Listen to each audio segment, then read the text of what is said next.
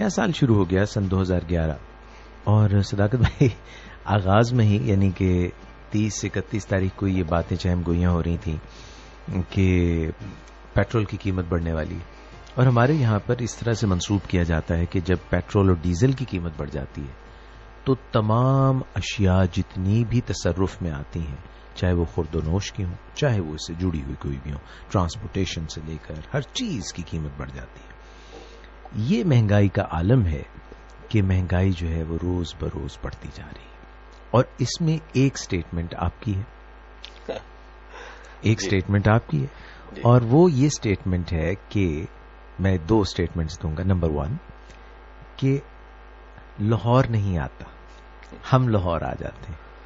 کپڑے چھوٹے نہیں ہوتے, ہم موٹے یا بڑے ہو جاتے ہیں. اور مہنگائی کچھ نہیں ہوتی, ہماری آمدن کم ہوتی ہے. جی. اب مجھے یہ بتائیے کہ مہنگائی تو ہو رہی ہے, وہ جو انویزیبل فورسز ہیں, وہ جو ایک گلوبل فورسز ہیں, اس کی وجہ سے کبھی پیٹرول کی قیمت بڑھ رہی ہے, کبھی ڈیزل کی قیمت بڑھ رہی ہے, اور چھوٹی موٹی کچھ پیسوں میں نہیں بڑھ رہی, روپوں میں جمپس آ رہے ہیں, بگ جمپس. اور جس طرح آپ پچھلے پروگرام میں بتا رہے تھے کہ جب ہم اپنی کام کاج کی جگہ پر پوری دل جمی سے کام نہیں کرتے اور ہمیں اپنی تنخواہ میں پیسے ترقی نہیں ملتی, 25,000 روپے اگر ہم کما رہے ہیں اور اس کا 20% ہمیں نہیں ملتا, تو یہ بات صرف اس 20% کی یعنی کہ 5,000 روپے کی نہیں ہے جو پر منتھ نہیں ملتا, بلکہ 30 سال میں اس کا جو کیومولیٹو افیکٹ ہے وہ کروڑوں تک پہنچ جاتا ہے, لاکھوں تک پہنچ جاتا ہے. اسی طرح سے یہ جو آمدنی کا جو ایک گیپ ہے, یہ جو انکم کا اور ایکسپینڈیچر کا گیپ ہے, اور یہ آہستہ آہستہ جو بڑھتا چلا جا رہا ہے, تو اگر ایک اپ ورڈ اسپائرل ہے تو ایک ڈاؤن ورڈ اسپائرل بھی ہوگا, ایک گرداب بھی ہوگا, ایک ایسا بھنور بھی ہوگا جس میں ہم پستے چلے جائیں گے.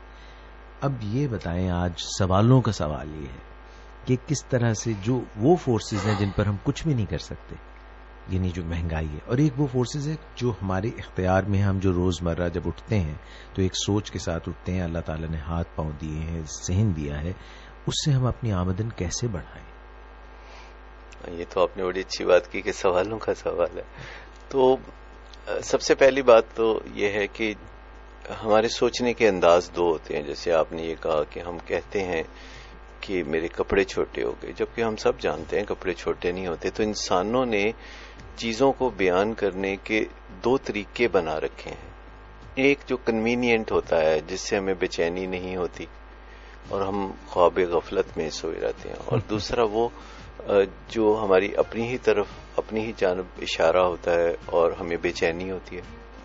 اچھا, چونکہ ہم بے چینی سے بہت دور بھاگتے ہیں, بعض اوقات حالانکہ تھوڑی سی بے چینی اچھی ہوتی ہے, اس سے مسئلے کی طرف ہماری توجہ ہوتی ہے, لیکن جنرلی ہم بے چینی سے دور بھاگتے ہیں اور ذمہ داری اپنے کندھوں پر نہیں لینا چاہتے. تو ہم نے ایسے فکرے بنائے ہوئے ہیں جس سے کہ ذمہ داری کہیں اور شفٹ ہو جاتی ہے, جیسے مہنگائی بہت ہے. جی. اچھا, اس کے لیے ہم پھر بہت بڑی قربانی بھی دیتے ہیں. مثلا ہم ان چیزوں کی بھی ذمہ داری بالکل نہیں لیتے جو کہ ہم لے سکتے ہیں, یعنی جو کام ہم نے کیے ہوتے ہیں. جیسے پاکستانی ٹیم, جب کرکٹ ٹیم میچ جیتتی ہے تو وہ یہ نہیں کہتی کہ ہم نے میچ جیتا ہے, وہ کہتے ہیں قوم کی دعاؤں سے یہ ہم نے جیتا. تاکہ یہ راہ ہموار وہ کر رہے ہوتے ہیں کہ جب ہم ہاریں تو پھر قوم ہی اپنی طرف دیکھے کہ آج کوئی قوم کی دعاؤں میں کمی رہ گئی, کوئی اثر نہیں تھا. تو بہت ساری چیزوں میں, مثلا کوئی طالب علم کامیابی حاصل کرتا ہے امتحان میں, گڈ گریڈز لیتا ہے یا ٹاپ کرتا ہے, تو وہ یہ نہیں کہتا ہاں میں نے یہ کیا ہے.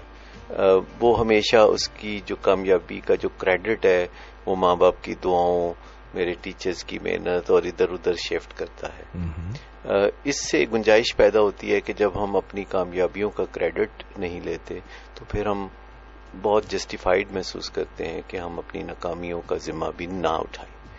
یعنی پھر ہم اپنی جو بے اختیاری ہے اس کو سامنے رکھتے ہوئے ہوا کے دوش پہ چلے جاتے ہیں, اور پھر یہ ہوا پہ ڈپینڈ کرتا ہے کہ وہ ہمیں اونچا اڑاتی ہے یا نہیں اڑاتی. ٹھیک. تو ذمہ داری لینا اپنے کندھے پہ, جس کو ہم کہتے ہیں تھوڑا سا قبل از وقت اور ذہانت کے ساتھ, یہ تین چیزیں ہیں جن کو ملا کے ہم کہتے ہیں ذمہ دار ہونا یا بی پرو ایکٹیو جسے کہتے ہیں، پرو ایکٹیو ہونا، کہ ذمہ داری اپنے کندھوں پہ رہنا. بالکل ٹھیک ہو گیا. چاہے کوئی چیز ہم اچھی کریں تو اس کی ذمہ داری اپنے کندھوں پہ لیں، اور کوئی چیز اچھی نہ کریں تو ذمہ داری اپنے کندھوں پہ لیں، اور وقت سے تھوڑا پہلے لیں. ٹھیک ہے. تاکہ کھلا وقت ہو. بالکل. اور ذہانت کو ہاتھ سے نہ جانے دیں. ہارڈ ورک کی بجائے اسمارٹ ورک کو ذرا دیکھیں. تو آج ہم نے چونکہ یہ مالی حالت کو بہتر بنانے کی باتیں کرنی ہے، ورنہ تو پوری قوم جو ہے نعرے لگا رہی ہے کہ مہنگائی بہت ہے، مر گئے، لٹ گئے. اور جو ارباب اختیار ہیں ان کے کانوں پہ جوں نہیں رینگتی، ان کو پتہ یہ کرتے ہی ہوتے ہیں ایسے. یہ 4 دن کے بعد مہنگائی، پھر مہنگائی، پھر مہنگائی، اور لوگ شور مچاتے ہیں.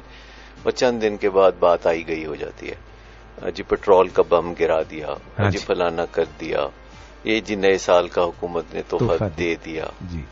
اب دیکھیں پٹرول پمپوں پہ لائنیں ویسے کی ویسی لگی. ذرا ایک دن پیٹرول کی کمی واقع ہو جائے تو آپ دیکھتے ہیں کہ جی ہو پکار ہو جاتی، پیٹرول مل نہیں رہا. اچھا، اب پیٹرول کو فرض کریں مہنگا کرتے ہی نہیں، یہ ایسا ہی رہتا. ٹھیک ہے.